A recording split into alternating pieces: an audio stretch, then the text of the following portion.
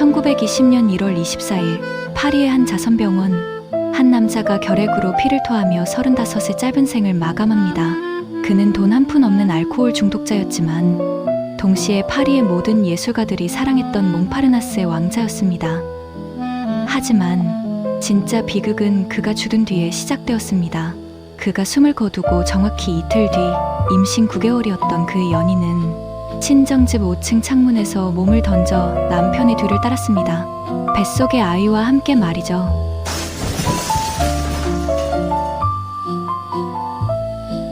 죽음도 갈라놓지 못한 사랑, 아메데오 모딜리아니, 눈동자가 없는 기묘한 초상화, 그리고 미술 역사상 가장 슬프고 잔혹했던 로맨스. 오늘은 영혼을 그리기 위해 눈동자를 지웠던 화가 아메데오 모딜리아니의 삶을 깊이 들여다보겠습니다.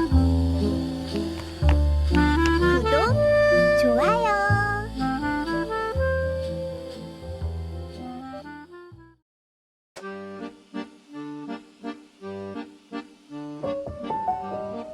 (1906년) 파리. 이탈리아에서 온 22살의 청년 모딜리아니는 등장하자마자 파리 사교계를 뒤집어 놓았습니다. 이유는 단 하나, 너무 잘생겼기 때문입니다. 귀족 같은 기품, 우수에 젖은 눈빛, 그리고 이탈리아 특유의 낭만적인 분위기. 당시 파리 몽파르나스에는 세계의 천재들이 모여 있었습니다. 피카소, 브라크, 마티스. 하지만 그들조차 그의 외모만큼은 질투했다고 전해집니다. 사람들은 그를 몽파르나스의 왕자라고 불렀죠. 그가 그린 초상화는 10프랑에 불과했지만 그의 모델이 되겠다고 줄을 선 여자들은 많았습니다. 그가 너무 잘생겼기 때문이죠. 하지만 왕자의 삶은 시궁창이었습니다. 그는 심각한 마약과 알코올 중독자였습니다. 돈이 생기면 물감 대신 압생트와 하시시를 샀고 술에 취해 길거리에서 옷을 벗고 춤을 추거나 싸움을 벌이기 일쑤였죠. 사실 모딜리아니는 1884년 이탈리아 토스카나주 리보르노에서 부유한 유대계 집안에서 태어납니다. 아버지는 은광 사업을 하던 부유한 사업가였죠. 하지만 그가 태어나기 직전인 1884년 가족은 파산을 맞이합니다. 채무대행인들이 집안 물건을 압류하러 들이닥쳤을 때 어머니 외제니아는 놀라운 지혜를 발휘했습니다. 당시 이탈리아 법에는 임신한 여인의 침대 위 물건은 압류할 수 없다는 조항이 있었거든요. 가족들은 산통을 느끼던 어머니의 침대 위에 가문의 보석과 은식기를 산더미처럼 쌓아 올렸습니다. 덕분에 그 재산은 지켜낼 수 있었고 이것이 나중에 가족이 다시 일어서는 미천이 되었죠. 그 후 교양 높은 어머니는 외국어 교육과 번역일, 사설학교 운영으로 가게를 꾸려나갔습니다. 그래서 모딜리아니는 비록 몰락한 명문가였지만 어릴 때만큼은 병원 치료를 받을 수 있었고 예술 교육도 받을 수 있었습니다. 하지만 파리로 온 이후에 그의 가난은 상상을 초월했습니다. 난방비가 없어 자다가 얼어 죽지 않으려고 공공도서관이나 기차역을 전전해야 했으니까요. 더 안타까운 건 그가 왜 이렇게 자기 파괴적이었는지에 대한 이야기입니다. 모딜리아니는 어릴 때부터 폐렴, 장티푸스, 결핵 등 온갖 병을 달고 살았습니다. 14살 때는 결핵으로 죽을 고비를 넘겼고 의사는 얼마 못 산다고 선고했죠. 하지만 그의 어머니는 아들이 죽어가는 와중에도 넌 위대한 예술가가 될 거야 라며 침대 옆에서 예술 서적을 읽어주었습니다. 모딜리아니는 평생 어머니를 그리워했고 파리에서 굶주리면서도 어머니에게만큼은 난 잘 지내고 있어 라고 거짓 편지를 보냈죠. 그래서일까요? 그는 짧은 인생을 강렬하게 불태우려고 했던 것 같습니다. 마치 어차피 오래 못 살 거 하고 싶은 대로 살자는 듯이 말이죠. 신은 그에게 완벽한 외모와 천재적 재능을 주었지만 그것을 지탱할 건강과 돈은 주지 않았던 겁니다. 14세에 리보르노 미술학교에 들어가 그림을 배우다 17살에 또 폐결핵이 걸리고 어머니가 요양 겸 로마와 피렌체, 나폴리 등지의 미술관을 여행시키며 예술적인 잠재력을 키워줍니다. 여행 중에 접한 카마이노 조각에서 감명을 받아 조각가가 되기로 하고 18세에 피렌체 미술학교에서 조각을 공부하다 건강 때문에 포기하고 19세에 베네치아 미술학교에 입학합니다. 하지만 가난하고 병들어도 모딜리아니에게는 특별한 친구들이 있었습니다. 몽마르트르는 가난한 이방인 예술가들의 집합소였고 피카소를 중심으로 자주 어울리며 밤새 토론을 지렸습니다. 그 당시 세잔은 모딜리아니를 비롯해 모두의 존경 대상이었는데 세잔의 그림을 흉내만 내던 모딜리아니와 달리 피카소는 세잔의 그림에 아이디어를 얻어 입체주의 화풍을 개척해 젊은 나이에 큰 성공을 거두고 있었습니다. 이미 거장의 반열에 오른 피카소는 모딜리아니를 보고 이렇게 말했다고 합니다. 저 친구는 이탈리아에서 온 유일한 진짜 화가야. 하지만 두 사람의 관계는 복잡했습니다. 어느 날 피카소가 모딜리아니의 그림을 보고 너무 우울하다고 비평하자 모딜리아니는 술에 취해 피카소의 스튜디오 문 앞에서 난동을 부렸죠. 천재와 천재의 자존심 싸움이었습니다. 그리고 샤임 수틴, 러시아에서 온 이 화가는 모딜리아니보다 더 가난하고 더 비참했습니다. 수틴은 너무 가난해서 썩은 고기를 그리기 위해 시장 쓰레기통을 뒤졌고 그 냄새 때문에 이웃들이 경찰을 부를 정도였죠. 모딜리아니는 이런 수틴을 진심으로 아꼈습니다. 자신도 한 푼 없으면서 수틴에게 빵을 나눠주고 넌 위대한 화가가 될 거야 라고 격려했죠. 수틴은 훗날 이렇게 회상했습니다. 모디는 내가 아는 유일한 신사였어. 그는 거지처럼 살았지만 왕자처럼 행동했지. 립시츠, 모딜리아니가 죽고 친구를 기억하기 위해 데드마스크를 만든 친구. 가난한 유대인이란 공통점이 있었던 두 사람. 하지만 립시츠는 딜러와 계약도 하고 결혼도 하고 여유 있는 삶이었습니다. 립시츠는 가난과 결핵으로 고통받는 친구의 자존심을 안 건드리고 도울 방법으로 자신과 아내의 2인조 초상을 의뢰합니다. 한 번에 단 10프랑과 약간의 알코올만 요구했던 모딜리아니. 그림이 너무 빨리 끝나면 돈을 더 줄 명분이 없어서 그는 계속 그림 수정을 부탁해서 2주에 걸쳐 완성되는데 이는 모딜리아니가 한 작품에 쏟은 가장 긴 편에 속합니다. 그리고 폴란드 출신의 모이즈 키슬링? 이 친구는 몽파르나스의 행동대장이었습니다. 모딜리아니가 술에 취해 길거리에 쓰러지면 키슬링이 항상 그를 업어다 재웠죠. 모딜리아니가 죽던 날 키슬링은 병원으로 달려가 그의 손을 잡아주었습니다. 그리고 장례식에서 누구보다 크게 울었던 사람도 바로 키슬링이었죠. 막스 자코브, 시인. 그는 모딜리아니의 정신적 멘토였습니다.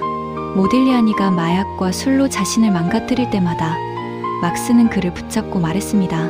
모디, 내 재능을 죽이지 마. 내가 그린 그림은 영원히 남을 거야. 그리고 폴 기욤, 23세 젊은 화상이었던 그는 모딜리아니의 재능을 일찍부터 알아봤습니다. 어느 날 기욤이 카페에서 모딜리아니에게 커피 한 잔을 사주었습니다. 모딜리아니는 감사의 표시로 그 자리에서 네핀의 스케치를 그려줬죠. 이 일화 이후 모딜리아니는 폴 기욤을 노보 필로타라고 부르기 시작했습니다. 이탈리아어로 새로운 조타수라는 뜻이죠. 현대 미술의 새로운 수호자라는 찬사였습니다. 그가 그린 폴 기욤의 초상화에는 지금도 이 별명이 적혀 있습니다. 이들은 밤새 카페에서 예술을 논하고 서로의 그림을 비평하고 때로는 싸우고 또 화해했습니다. 가난했지만 자유로웠고 아무것도 없었지만 꿈으로 가득 찬 시절이었죠. 그리고 장 콕토, 시인이자 영화감독인 이 청년은 파리 사교계의 스타였습니다. 어느 날 모딜리아니가 콕토의 초상화를 그려주었는데요. 하지만 콕토는 달랑 5프랑만 지불한 이 초상화가 길쭉하고 눈동자도 없다고 맘에 들지 않아 하며 구석에 처박아놨다가 팔아버렸죠. 하지만 아이러니하게도 지금 그 그림은 전 세계에서 가장 유명한 장 콕토 초상화가 되었습니다. 콕토는 훗날 모딜리아니의 그림값이 폭등하자 그때 그 그림을 가지고 있었어야 했다며 후에 섞인 농담을 남기기도 했습니다. 또 빼놓을 수 없는 친구가 있습니다. 훗날 프리다 칼로의 남편이 되는 멕시코 미술계의 거장 디에고 리베라. 멕시코에서 온 이 거대한 화가는 모딜리아니와 정반대였죠. 덩치도 크고 목소리도 크고 식욕도 엄청났습니다. 두 사람은 밤새도록 술을 마시며 예술을 논했습니다. 리베라는 회고록에 이렇게 썼습니다. 모디와 나는 매일 밤 세상을 바꿀 그림에 대해 이야기했지. 그는 항상 이렇게 말했어. 디에고, 우리는 죽어도 우리 그림은 영원히 살 거야. 그리고 레오폴드 즈보로프스키, 폴란드 출신의 화상인 그는 모딜리아니에게 단순히 그림을 파는 사람 이상이었습니다. 자신의 아파트를 모딜리아니의 작업실로 내어주었고 캔버스와 물감은 물론 매일 15프랑의 생활비를 지급하며 그가 작업에만 전념할 수 있도록 도왔습니다. 모딜리아니가 폴 기욤을 신성한 조종사라고 부르며 비즈니스적으로 존중했다면 즈보르프스키와는 정서적 예술적 유대감이 매우 깊었습니다. 즈보르프스키는 모딜리아니의 처음이자 마지막인 개인전을 기획해준 인물입니다. 언젠가 세상이 모디의 천재성을 알아볼 거야. 재미있는 건 모딜리아니가 이 친구들의 초상화를 많이 그렸다는 겁니다. 피카소, 디에고 리베라, 장 콕토, 키슬링, 차임 수틴, 즈보르브스키, 폴 기욤, 그들의 얼굴에도 역시 눈동자가 없었죠. 아직 내 영혼을 다 이해하지 못했어. 그게 모딜리아니의 방식이었습니다. 자, 이제 그의 그림을 자세히 보시죠. 아몬드처럼 텅 빈 눈, 비정상적으로 길게 늘어난 목, 갸웃한 고개. 처음 보는 사람들은 무섭다, 영혼이 없어 보인다고 말하기도 합니다. 1906년 파리로 이주한 모딜리아니는 세 잔의 그림에 매료되고 1907년 가을 첫 후원자 폴 알렉상드르 박사를 만납니다. 1908년 처음으로 앵대팡당전에 유대 여인을 비롯한 회화 6점을 출품함으로써 정식으로 화가로서의 이름을 세상에 알리지만 주목을 받지 못합니다. 1910년 26살의 모딜리아니는 신혼여행 온 21살의 유부녀 안나 아흐마토바에게 한눈에 빠지고 다시 모딜리아니를 찾아온 안나와 데이트를 즐기며 모델로 누드를 비롯해 20점을 그립니다. 하지만 안나는 다시 남편에게로 돌아가고 모딜리아니는 우울증에 걸리고 마약을 하게 됩니다. 그림도 팔리지 않았긴 이를 걱정해야 하는 궁핍한 생활을 이어나가게 됩니다. 사실 모딜리아니는 원래 그림보다 조각을 하고 싶어 했습니다. 그의 그림이 마치 조각상처럼 길쭉하고 단순한 이유는 그가 깊이 사랑했던 아프리카 원시 가면의 영향을 받았기 때문이죠. 1909년 조각가 콘스탄티 브랭쿠시의 영향으로 조각에 전념하게 되며 아프리카 부족미술을 연구하며 길쭉한 자신만의 스타일이 탄생하게 됩니다.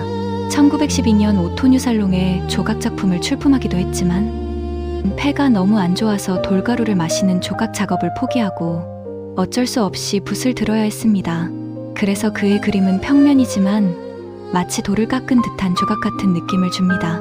이 기묘한 스타일에는 이렇게 깊은 철학이 숨어 있습니다. 모딜리아니 그림에 보듯이 그는 인물화 외에는 거의 그리지 않은 걸로 유명합니다.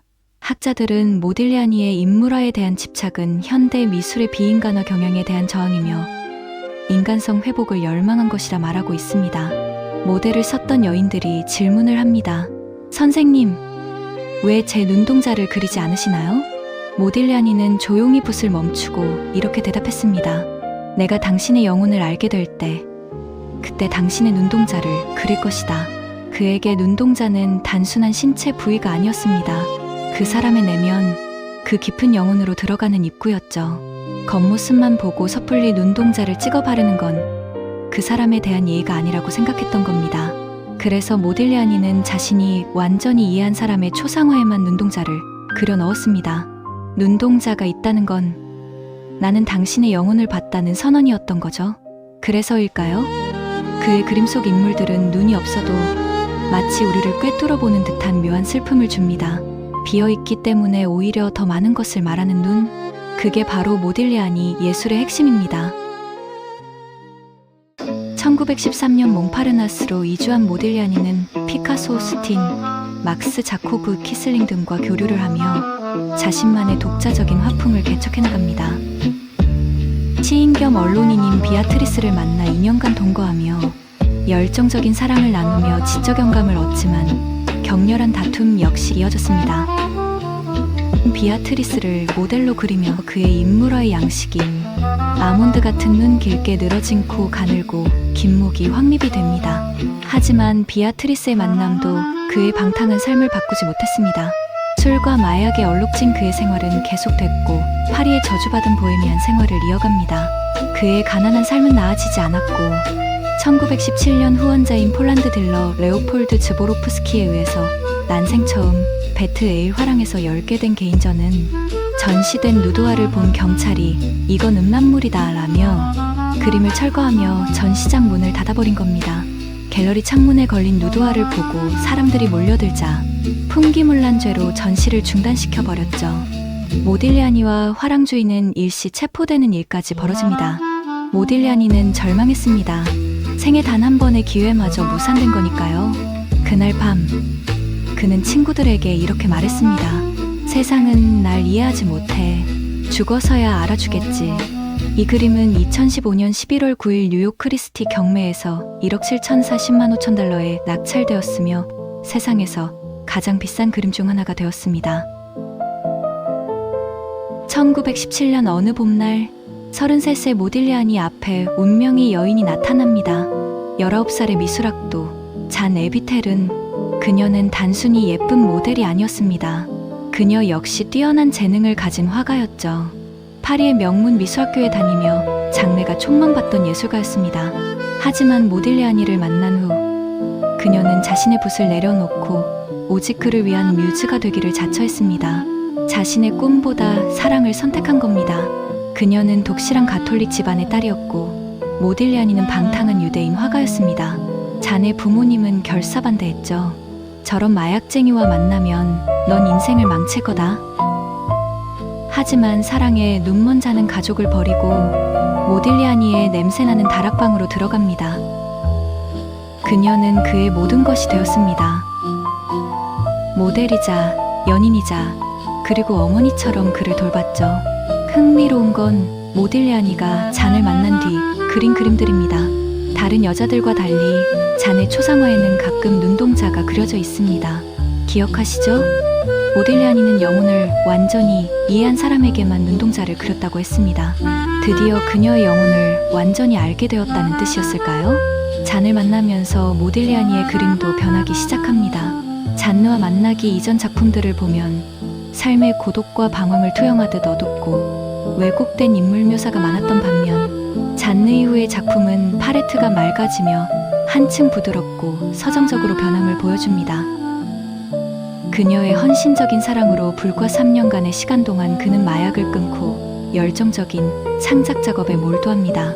비아트리스와의 폭풍 후에 찾은 잔과의 안식처. 그는 생애 말년에 아름다운 작품들을 쏟아냅니다.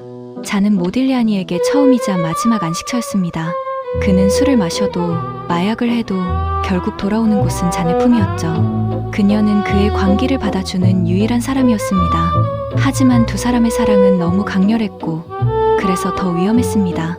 마치 서로에게 중독된 것처럼 상대 없이는 살 수 없는 관계가 되어버린 거죠. 1918년 봄 1차 대전의 불안한 파리를 떠나 남프랑스 니스로 옮긴 두 사람은 아내의 이름을 딴 첫 딸 잔느를 얻습니다. 1919년 5월 말 파리로 돌아온 둘은 둘째 아이를 임신하고 1919년 7월 7일 결혼서약서에 서명을 합니다. 거기엔 이렇게 적혀 있었죠. 나는 나의 약혼녀 잔 에비테름과 결혼할 것을 약속한다.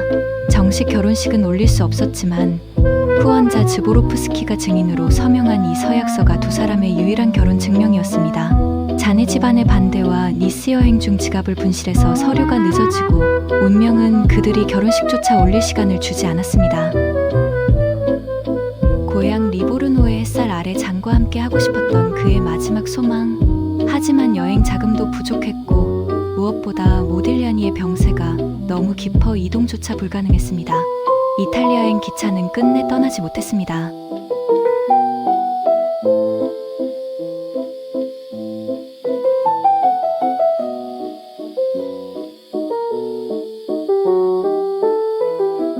행복은 짧았습니다. 가난과 술은 모딜리아니의 몸을 갉아먹었고 결국 그는 난방도 안 되는 차가운 다락방에서 결핵성 뇌막염 및 마약 및 알코올 중독으로 정신을 잃습니다. 1920년 1월 추운 어느 날 며칠간 소식이 없자 이웃이 확인하러 갔습니다. 차가운 방엔 와인병과 정어리 통조림만 나뒹굴고 있었고 모딜리아니는 침대에서 의식을 잃은 채 임신한 잔을 붙잡고 있었습니다.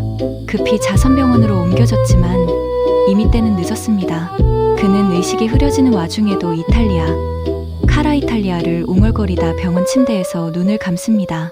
그의 나이 35이었습니다. 아이러니하게도 그가 죽자 파리의 모든 예술가들이 몰려왔습니다. 그를 왕자처럼 장례 치러주게. 비용은 얼마가 들어도 상관없네. 이탈리아에서 형 주세페 에마누엘레 모딜리아니의 전부가 전해졌고 생전엔 끼니를 걱정했던 가난한 천재화가의 장례식은 거대했습니다. 피카소, 스틴, 리베라, 브랑쿠시 등 당대 최고의 예술가들이 직접 운구를 하거나 장례 행렬의 맨 앞줄에 섰습니다. 이는 단순한 작별 인사가 아니라 시대를 앞서간 천재에 대한 동료들의 마지막 예우였습니다. 키슬링과 립시츠는 모딜리아니의 얼굴을 석고로 떠서 데스마스크를 만들었습니다. 모디의 아름다운 얼굴을 영원히 기억하고 싶다는 이유에서였죠. 데스마스크는 12개가 청동으로 만들어져 가족과 절친한 친구들이 나누어 가져갑니다. 고통스럽던 삶과 달리 그의 얼굴은 마치 깊은 잠에 빠진 듯 평화로워 보입니다. 친정 식구들의 반대로 장례식에조차 참석 못하고 홀로 남겨진 잔 에비텔은 당시 그녀는 둘째 아이를 임신한 만삭의 몸이었습니다. 친정 식구들이 그녀를 데려갔지만 그녀는 먹지도 자지도 않고 멍하니 창밖만 바라봤습니다. 목격자들의 증언에 따르면 그녀는 계속 중얼거렸다고 합니다. 나는 천국에서도 그의 모델이 될 거야. 남편이 죽고 정확히 이틀 뒤인 1월 26일 새벽, 가족들이 잠든 사이 그녀는 5층 창문을 열고 차가운 파리의 새벽 공기 속으로 몸을 던졌습니다. 약속을 지키러 간 것처럼 말이죠. 뱃속에는 9개월 된 생명이 있었습니다. 두 사람의 두 번째 아이였죠. 첫째 딸만 세상에 남겨두고 둘은 그렇게 떠나갑니다. 이 소식을 들은 파리 예술계는 충격에 빠졌습니다. 미술 역사상 가장 비극적인 로맨스가 막을 내린 순간이었습니다. 두 사람이 모두 세상을 떠나고 혼자 남겨진 건 2살 배기 딸 잔느 모딜리아니였습니다. 모딜리아니의 누이 마르게리타가 조카를 이탈리아로 데려갔습니다. 고모는 잔을 입양하여 친딸처럼 키우며 아버지 모딜리아니에 대한 모든 이야기를 들려주었죠. 잔느는 자라서 모딜리아니, 인간과 신랄한 아버지 전기를 출간합니다. 세상이 비극의 아이콘으로만 소비하던 모딜리아니를 한 명의 진지한 예술가이자 한 인간으로 세상에 다시 소개한 책이라고 볼 수 있습니다. 그녀는 책에 이렇게 썼습니다. 아버지는 가난했지만 사랑만은 부자였다. 두 사람은 처음에 따로 묻혔습니다. 자네 가족들이 저런 놈이랑 같이 묻을 수 없다고 반대했기 때문이죠. 그들은 끝까지 모딜리아니를 딸의 인생을 망친 악마로 봤습니다. 하지만 10년 뒤 가족들은 결국 마음을 돌렸습니다. 아마도 딸의 마지막 선택을 이해하게 되었던 걸까요? 그들은 두 사람을 합장해 주었습니다. 지금도 파리 페르라쉐즈 묘지에는 두 사람의 이름이 나란히 새겨져 있습니다. 모딜리아니의 묘비명에는 이렇게 적혀 있습니다. L'amour de la cesse le lieu de la gloire. 행복의 순간에 죽음이 그를 데려가다. 그리고 자네 묘비명에는 이런 문구가 적혀 있죠. Comparing devoted just extreme sacrifice. 극한의 희생까지 헌신한 반려자. 아이러니하게도 그가 죽은 후 그의 그림값은 천정부호로 치솟았습니다. 죽은 지 불과 15년 만에 그림값이 1000배가 뛰어 가족과 지인들이 무척 안타까워했습니다. 생전에 그는 식당에서 밥 한 끼를 해결하기 위해 헐값에 그림을 넘기곤 했습니다. 심지어 가게 주인이 그림이 마음에 안 든다고 창고 구석에 처박아 두기도 했죠. 그랬던 모딜리아니 그림들이 경매에서 얼마에 팔렸는지 아십니까? 무려 2,400억 원입니다. 밥 한 끼 구걸하던 그림이 이제는 빌딩 몇 채 값이 된 겁니다. 참으로 잔인한 아이러니가 아닐 수 없습니다. 하지만 돈이 무슨 의미가 있을까요? 그가 원했던 건 단 하나였습니다. 사랑하는 사람과 함께 그림을 그리는 것, 그것뿐이었죠. 눈동자 없는 그림 뒤에 숨겨진 가장 투명했던 사랑 이야기. 그는 세상의 눈을 그리지 않았지만 사랑하는 사람의 영혼만큼은 완벽하게 그렸던 화가였습니다. 아메데오 모딜리아니, 잔 에비텔은 지금까지 영혼을 그린 화가의 이야기였습니다. 내가 당신의 영혼을 알게 될 때, 그때 당신의 눈동자를 그릴 것이다. 아메데오 모딜리아니, 곧 이어서 모딜리아니의 파라만장한 도슨트가 이어집니다. 감사합니다.